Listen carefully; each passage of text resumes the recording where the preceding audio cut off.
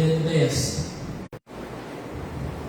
If I make it to heaven, it's because of what Christ did and what He did in me. And we're going to talk about all of this and kind of balance it all out, because we could take all of that to mean, well, I don't really have to do nothing, because if Christ did it all I got to do is show up. Or I might not even have to show up. I'm already forgiven. I'm already saved. I'm already there. I don't have to do anything. Well, there has to be a balance to all of this. And we're going to see that balance as we get into this message. Romans chapter 3, verse 21 through 28.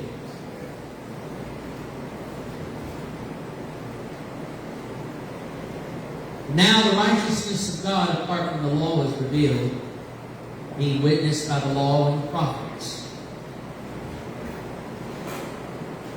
Even the righteousness of God through faith in Jesus Christ to all and to all who believe.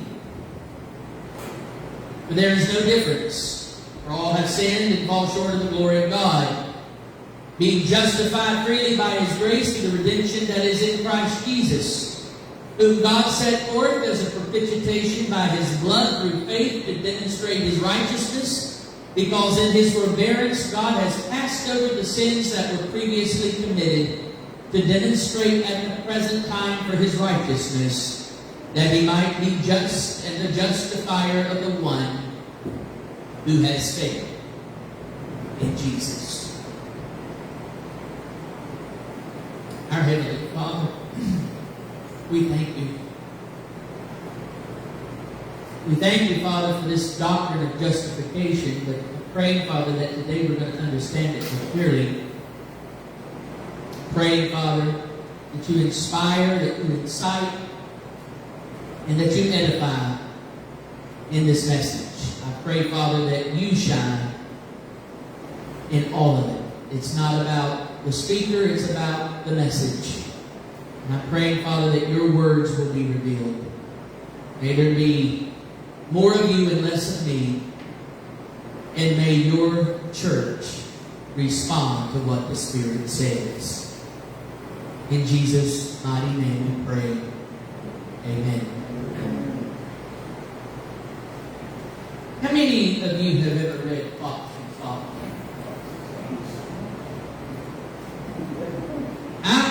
As a kid, read many of Dr. Seuss's books, but I'm not sure as a kid I remembered this one until I started researching Dr. Seuss for these sermons. But there are many people who love this book. Its uniqueness lies in the fact that it features two main characters. You remember who they are? Who are the two characters? Mr. Fox and Mr. what? Knox. They converse about entirely densely rhyming tongue twisters. That's why I did a tongue twister for this message. Justifications, jumble, jungle, why we joyfully justify, jesting Jesus, justice. Now, years ago, there was a TV sitcom about aliens who came to Earth to try to figure out Earth culture. Kind of like old timers trying to figure out what these young people are saying and the expressions they use, right? One episode dealt with the leader of this group examining Fox and Socks as a way of understanding the literature of human beings. He read a short segment of the Tweedle Beetle battle. Now, I'm going to try to recite this flawlessly without taking a breath, but I doubt I'm going to make it. In fact, I'm not even going to try not to take a breath, because I may have to pause in some of this. But the part of the book goes this way. What do you know about Tweedle Beetles? Well, when Tweedle Beetles fight, it's called Tweedle Beetle battle. And when they battle in a puddle, it's Tweedle Beetle puddle battle. And when Tweedle Beetles battle with paddles in a puddle, they call it Tweedle Beetle puddle paddle battle.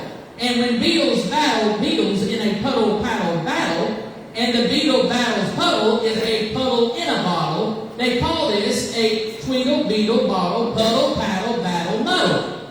And when beetles fight these battles in a bottle with their paddles, and their bottles on a poodle, and the poodle's eating noodles, they call this muddle, puddle, tweedle, poodle, beetle, noodle, bottle, paddle, battle.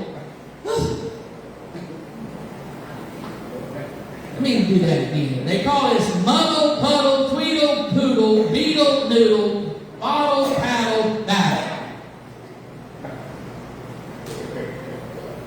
Now, after reciting part of the poem in this episode, the alien paused dramatically. And you know what he said?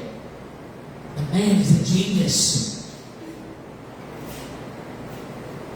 That sitcom character was clueless about the fact that this was simply a children's book. But in that one statement, there was a great deal of insight. The alien associated genius with something being complicated. If it was complicated, it had to be intelligent. And I've noticed that when it comes to the Bible, there are people who think the very same way. There are PhDs and theologians and Bible commentators that are not satisfied until they can make the most common Bible ideas unrecognizable to folks like you or me. A case in point is on the biblical doctrine of justification. Romans chapter 3, verse 23. It says plainly, you read it in the back of your bulletin, all have sinned and fallen short of the glory of God. And in verse 24, we are told we are justified freely by His grace through the redemption that came by Christ Jesus. The message is simple, right? God justifies us freely, even when we did not deserve it. All of us have sinned and fallen short of the glory of God. We have no good within us. That God should look down upon us and say, hey, you earned heaven. You deserve heaven. You should go to heaven. No.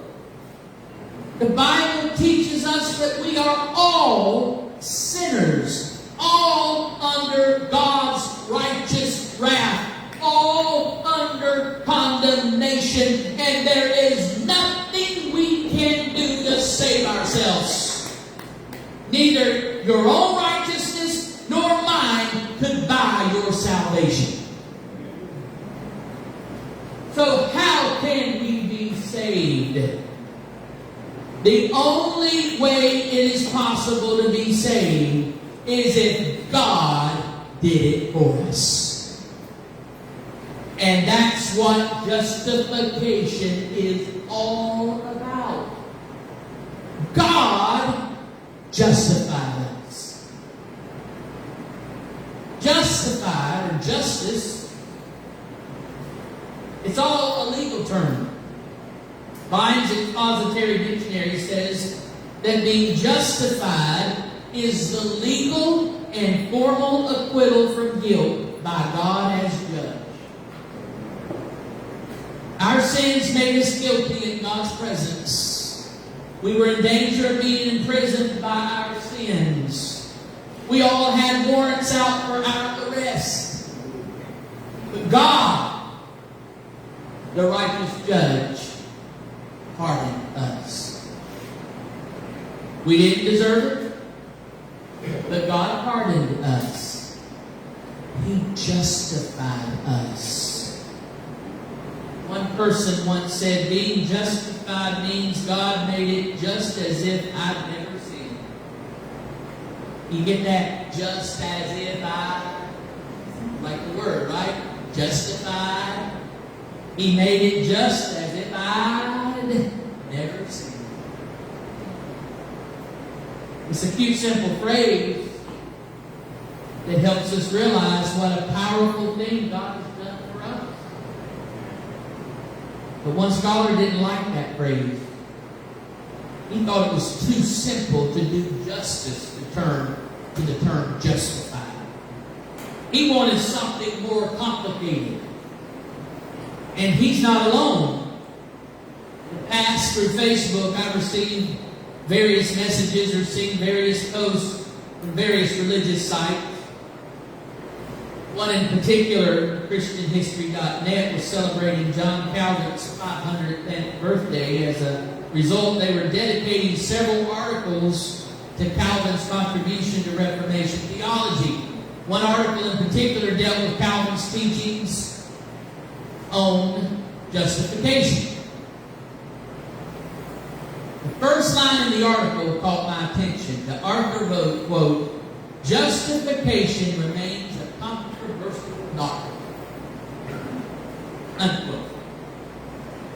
Now, my question to that little sentence, justification remains a controversial doctrine, really?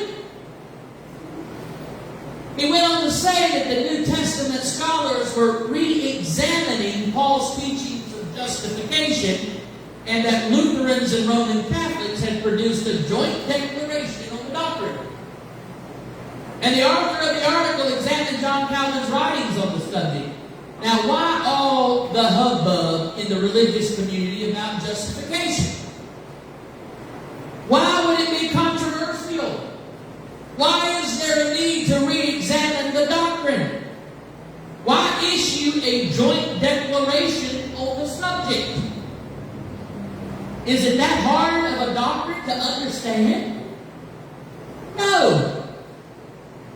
All these re-examinations and joint declarations are going to do is muddy the waters. They're going to take a fairly straightforward Bible teaching and make it complicated. And I don't believe they're making it complicated because it's hard to understand. I believe they're making it complicated because it's hard for them to accept it. But why would justification be hard for people to accept? Well, first, in order for me to be justified by God, I have to accept the fact that I need it.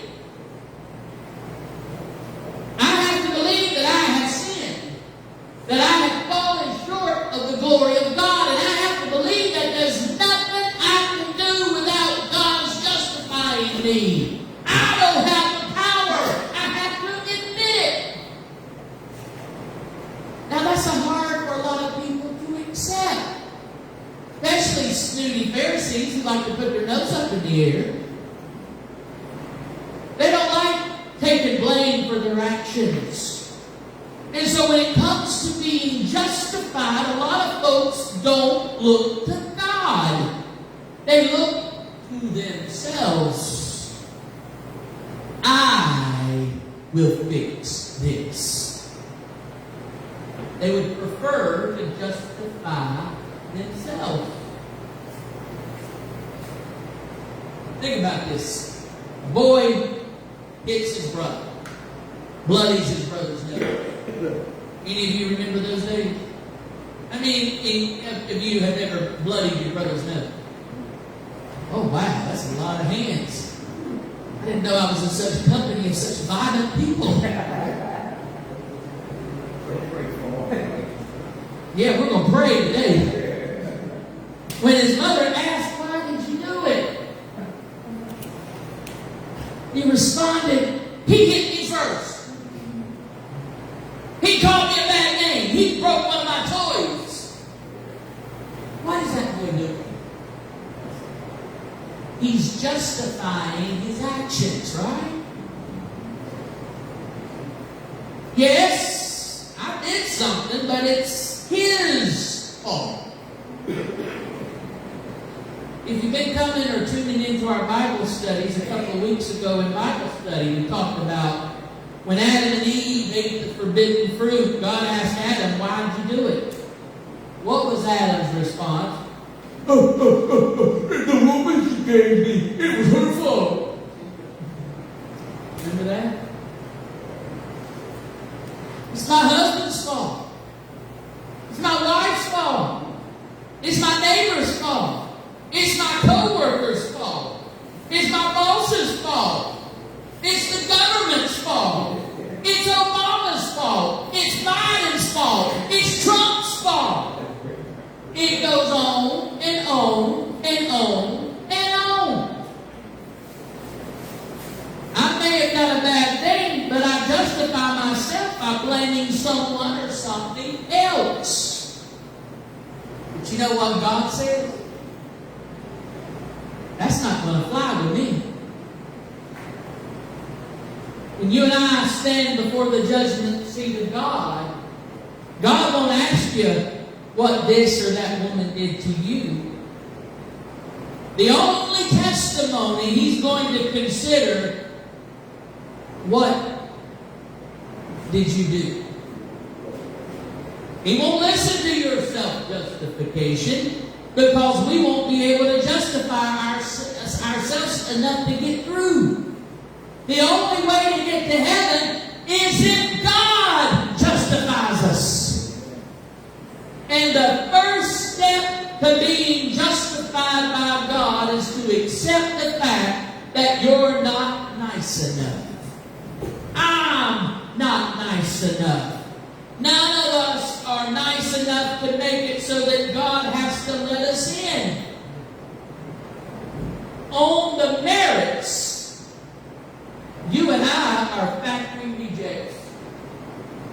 I said it, and I couldn't be with it. We just sang that song. His merit. On your merit and my merit, we're just a factory reject. The only thing that's going to make us acceptable is if we allow God to reach in and fix us. His word, not my word, His word in me. So the first reason people have a hard time accepting justification is they would rather, let me do it on my terms. Let me do it myself. I want to do it. I'm going to give more money to the Bread of Life, and I'm going to come up there and volunteer, and I'm going to do this, I'm going to do this, I'm going to do this, and then I know I'll be okay. Let me fix this. The second reason it's hard for people to accept the doctrine of justification is that it does not fit our concept of justice. Look again at Romans 3:26 on the back of your bulletin. Romans 3:26. He did it to demonstrate His justice at the present time, so as to be just and the one who justifies those who have faith in Jesus. God justified us in order to show us His way or form of justice, not ours. But God's form of justice and ours are entirely different. Our form of justice can be summed up by the saying, if you do the crime, you will do the... That's our form of justice. The mind of mortal man says, if you do evil in your life, you need to balance it out with good. You have to pay for all the evil that you've done in order to qualify for heaven. That's what man tells you. And there are some false preachers who are telling you that too. Because they want the plate to be full. The great boxer Muhammad Ali once said this: one day, we're all going to die, and God is going to judge us. I wish I could talk like him, but I can't remember right now how to talk. Our good deeds and bad deeds. If the bad outweighs the good, you go to hell. If the good outweighs the bad, you go to heaven. Well, he said something that you probably heard your whole life in church, right? If you're bad, you go to hell. If you're good, you go to heaven. That's the theology that's taught by every world religion. It's the theology of karma and of the Quran. You'll find it taught in popular books, TV shows, and movies. But the one place you will never hear what I just said taught is in this book right here. It's not in this book. I've spent over 40 years, 45 years finding it, and I haven't found it yet.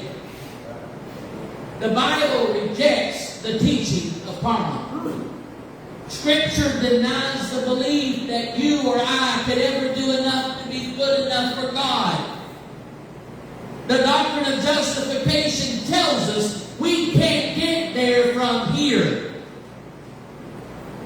But because karma is so appealing to our sense of justice, over the centuries, even church authorities have been guilty of rejecting justification and finding ways of making their followers pay for forgiveness. It's called penance. Penance. For example, that was the teaching that said sinful men and women were required to pay for sins before they could be forgiven. According to the History of the Church by Philip Schaff, Volume 4, page 382, the sacrament of penance and priestly absolution included contrition of the heart, confession by the mouth, satisfaction by good works. On these conditions, the priest grant absolution. Well, that statement caught me bad on several categories here. I agree with contrition of heart, confession of the mouth, but I disagree with this statement, satisfaction by good works. And then I disagree with this part where it says it's the priest that grants absolution. I've never met any priest who ever died on a cross. Have you? If as a good Catholic you didn't do penance, you didn't receive forgiveness. You had to do it their way. Not the Bible way, their way. Penance back in the Middle Ages could involve things like intense fasting, which I don't find that too bad. Sleeping on a cold bench with no blankets. Sounds like you're going to catch the flu. Enduring beatings. Unless I'm being martyred, I don't understand that one either. You see, the penitent who did these activities would gain brownie points in their pursuit of receiving forgiveness.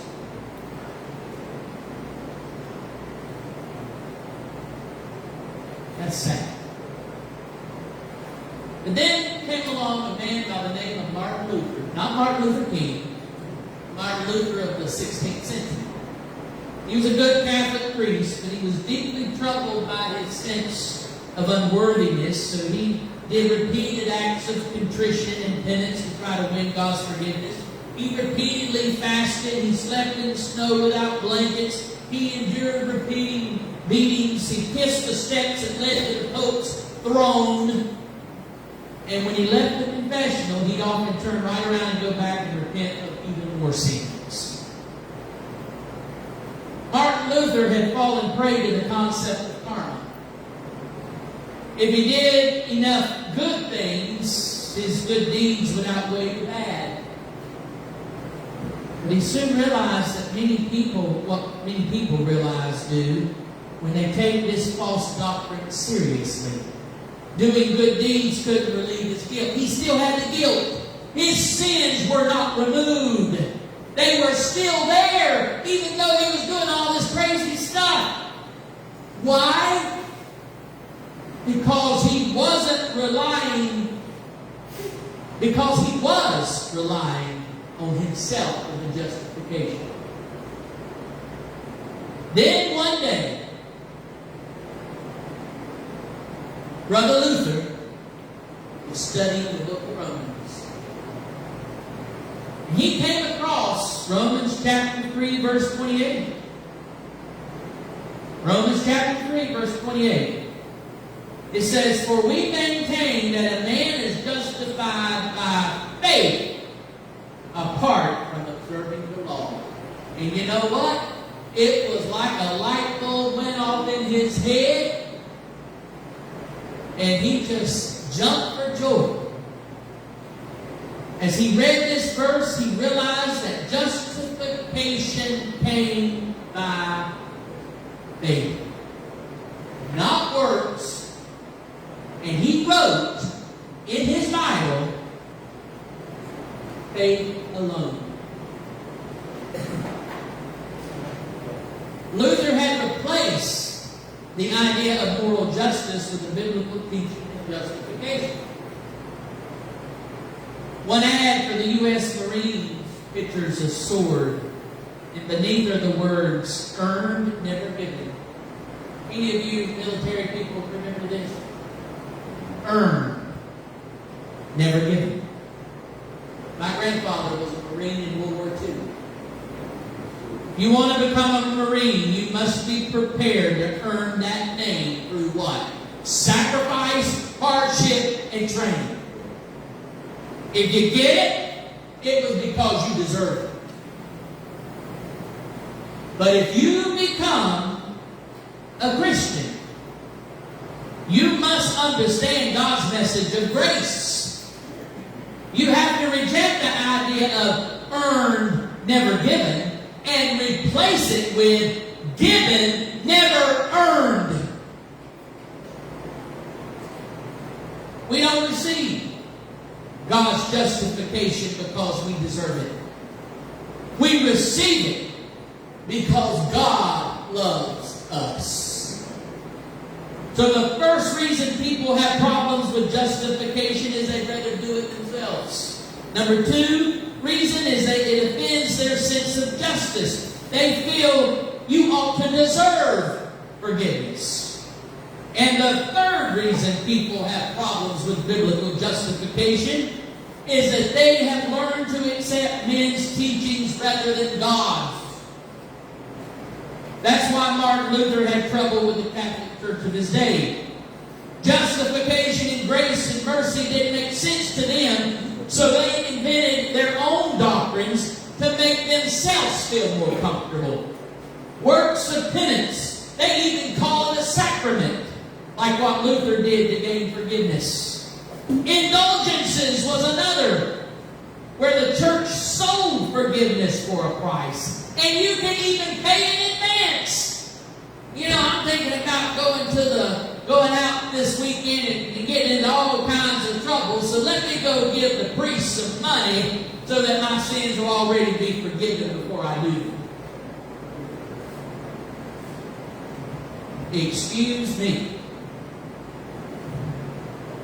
They just spit in the face of Jesus Christ when they do that. You know what else they form? This doctrine called purgatory. A place where people, if they go to hell, there's a little section in hell where they can work off their sins and then receive forgiveness and be able to leave this little place. Has anybody ever found that one in the Bible? Why in the world do they think they have authority for such stupidity? But even though Martin Luther rejected many of the man-made teachings of his day, many of those who admire what he accomplished have even perverted one of his greatest discoveries. Remember I said, when he discovered that it was through faith that we're justified, remember what he wrote in his Bible? Faith alone. Remember that? Those were Luther's words. That was not the Bible. Luther put those faith alone. Paul's statement in Romans was that the law could never justify us, because the rules and regulations of the Old Testament were only intended to bring us an understanding of our own unworthiness. Luther, he rightly understood that man-made rules and regulations failed for the same reason. But in spite of the fact that the Bible never said we're justified by faith alone, many have developed a doctrine they call faith only, and have attempted to place this man-made doctrine on top of the Scripture. It's often preached as if the words are right out of Scripture, but they're simply not there. And the Bible never actually teaches that. What the Bible does teach is, number one, we are saved by grace through the blood of Jesus Christ. Number two, when we accept the salvation by believing that Jesus is the Christ, the Son of the living God. Number three, but faith alone isn't all that God asks of us. In Acts chapter 2, verse 38, A, He asks that we repent. B, Romans 10, 9 through 10, He asks that we confess that Jesus is Lord and owner of our lives. And C, Romans 6, verse 3 to 7, He asks that we be buried in the waters of baptism and risen up to a new creature. That's going to happen here next Saturday, hint, for anyone who hasn't said anything to you yet.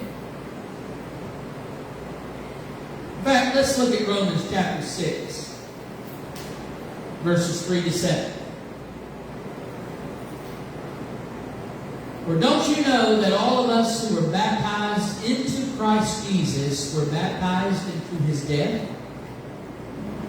We were therefore buried with Him through baptism into death, in order that just as Christ was raised from the dead through the glory of the Father, we too may live a new life. If we've been united with Him like this in His death, we will certainly also be united with Him in His resurrection. For we know that our old self was crucified with Him, so that the body of sin might be done away with, and we should no longer be slaves to sin. Because anyone who has died has been freed from sin.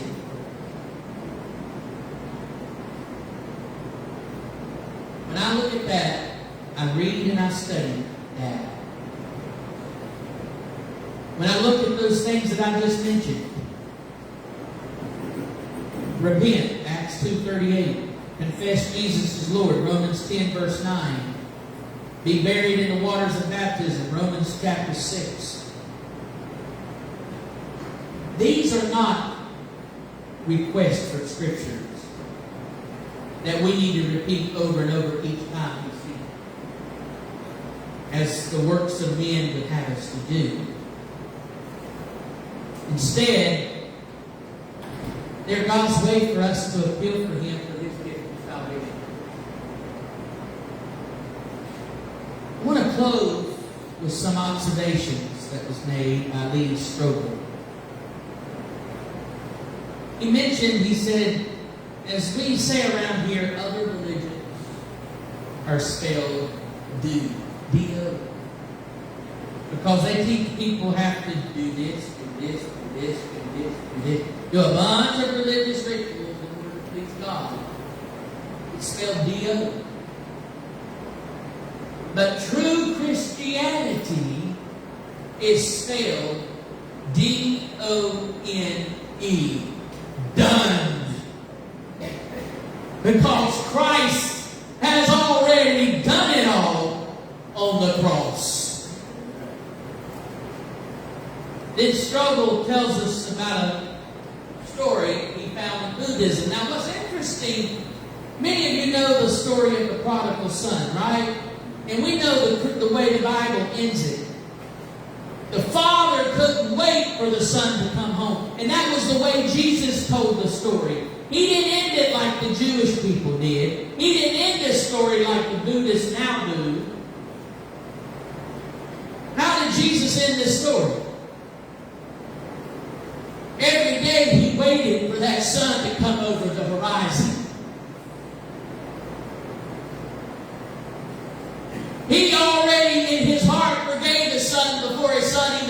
for it.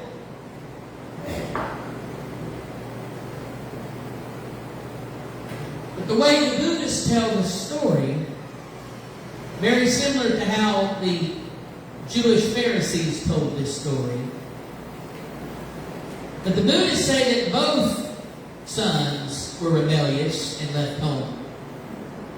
But there was one son who saw the error of his ways, and he decided to come back and be reconciled with the family.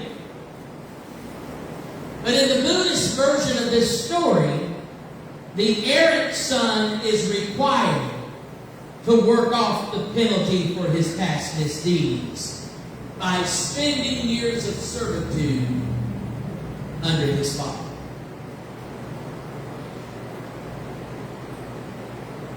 Is that how Jesus told the story? Even though the son squandered the money, even though he took all this, took it all, took a lot, what did the father do? He embraced the son. He told the servants that he had, go fetch a robe and get my son a ring. Tell the people in the kitchen they better cook up a bunch of food because tonight we're going to have a party. Because my son in whom I love has finally come home.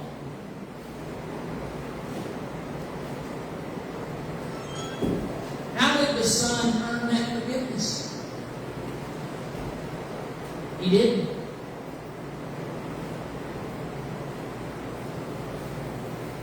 In all honesty, if it had been you or me, we'd say, okay, son, we'll let you come home, but you can't sleep in the house, you have to sleep in the garage.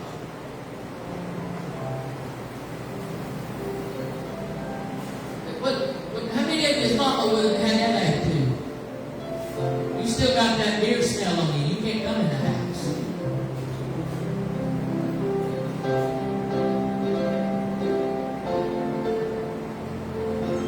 That's how we think, because we look at justice from a different level.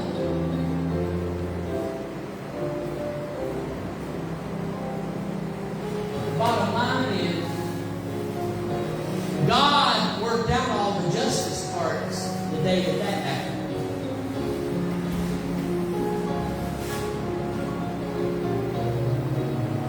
Now, does that right there give you or me the allowance to just go and do all we want because we know we're going to be forgiven? Well, that might be something that some people would think. I remember I had an uncle whose attitude was, I'm going to live like I want to, and I get ready to die, I'll come to God. And everything will be okay. I'll get the best of both worlds. You know what my grandfather told me?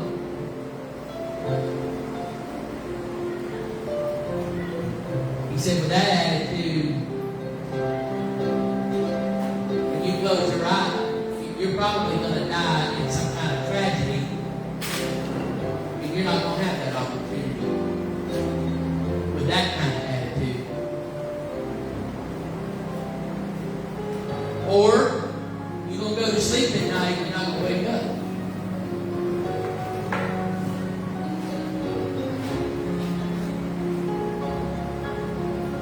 We can't take God's beautiful doctrine of justification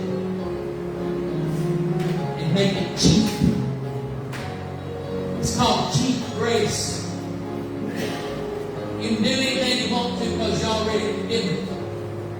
It don't work that way. The point is, I could sit here and preach and baptize 1,000, 2,000, 10,000 people before I die. But I still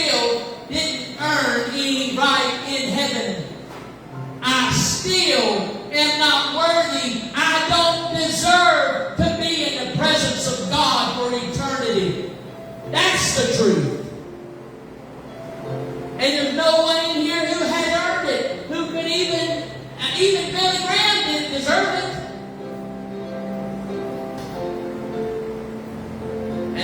And you know what? There's several reasons he didn't deserve it.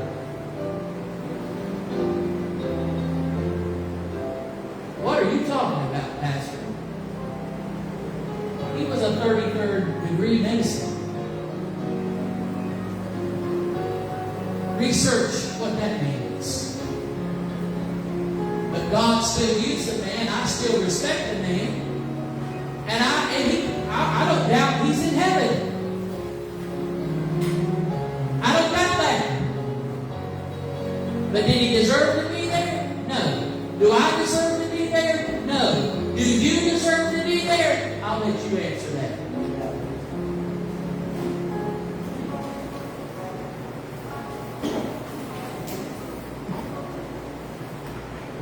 We are grateful and thankful of what God has done. And if we really are that way, if we really feel that way in our heart of hearts, then we are going to try to live like He lived, how Jesus lived. We're going to let that Holy Spirit that we're praying for to get inside of us and burn out some of the bad, and we're going to allow His righteousness to get in us. And what we do, that's why it says everything you do it in the name of Jesus. That doesn't mean you go around saying, in Jesus' name, in Jesus' name, in Jesus' name. That's not what in Jesus' name means. If everything we do in Jesus' name, it means everything we do, we represent Him. If I'm sitting there counting a bunch of money, I'm not going to cheat the scale and put a little extra in my pocket because I'm doing this in Jesus' name. I'm not going to cheat. I'm not going to tell stories. I'm not going to lie. And that's a hard one for all of us. You don't want to upset people, so you kind of nudge a little bit because you don't want to get people mad at you. It happens. It's the flesh. But if we're doing what we're doing in Jesus' name, Jesus is going to take over the tongue and say, no, you can't say that. You can't do that. You can't think that. We're all guilty of it. But praise God for justification. Because whenever we are guilty of that, we get on our knees and we ask the Lord to forgive us and we try not to do it again. Don't be a practicing sinner. Be a practicer of repentance. Because every day I know somebody's going to make a mistake. You're going to say something you shouldn't. You're going to think something you shouldn't. You're going to do something you shouldn't. Get on your knees and ask the Lord to forgive you. Don't become callous to it to where you don't think it's a sin anymore. Sin is sin. Let Christ's righteousness pervade over you. And live the way that you know Christ wants you to live. I say that to you. I say that to me. It's a daily thing we have to take guard of. Praise God for justification. I have to read this. It's hard for me to say it without looking at it. Justification's jungle, why we joyfully justify jesting Jesus justice. Everything we said was tied up into that statement. If it makes any sense to you. Thank Dr. Seuss. All right. Well, let's close If anybody needs prayer, you're welcome to come to the altar. Our Heavenly Father, we thank you for your truth. We thank you, Father, for your word. We pray, Father, that you give us insight. Help us, Father, to recognize that salvation is not easily attained, and it's not our works, Father, that get us to that point.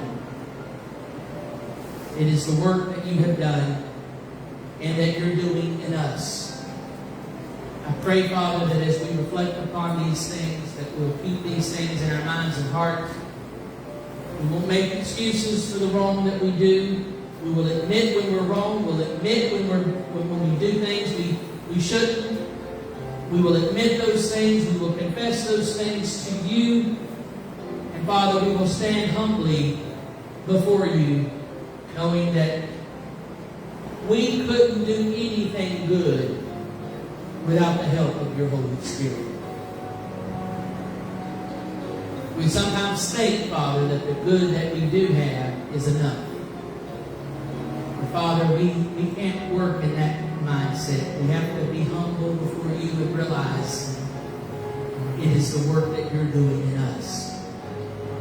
We can only be righteous because we have a righteous Savior who is in us. We are in Christ. And in turn, it manifests itself as if He is in us. So keep us attached to you, Father. Keep us attached to the vine. We want to stay connected to the vine, Father. And we want to do everything we can to show that we are a true follower and disciple of Jesus Christ. We thank you, Father, for all these things. We thank you for the food set before us. We thank you for all the things you have provided for us, all the things you have done for us. We give you glory, we give you honor, we give you praise for it all. We pray a blessing upon this week as we all stay humble, as we all stay in mind and whole for this upcoming Saturday. For everybody here who has a desire to be baptized, I pray that your Holy Spirit will be busy this week, keeping their minds and hearts pure and clean, keeping them focused, allowing them, Father, to know that they're going to make a public declaration of their faith. Father, we thank you, we love you, we give you glory, we give you honor, we give you praise. We just pray, Father, for the Holy Spirit to do great and mighty things in the work that's being done here. Again, we thank you, we love you, we praise you. In Jesus' mighty name, the church says, amen. May the words of our mouth and the meditations of our heart be agreeable, acceptable, and pleasant to you, our God. Amen. Amen. Women and children first, please.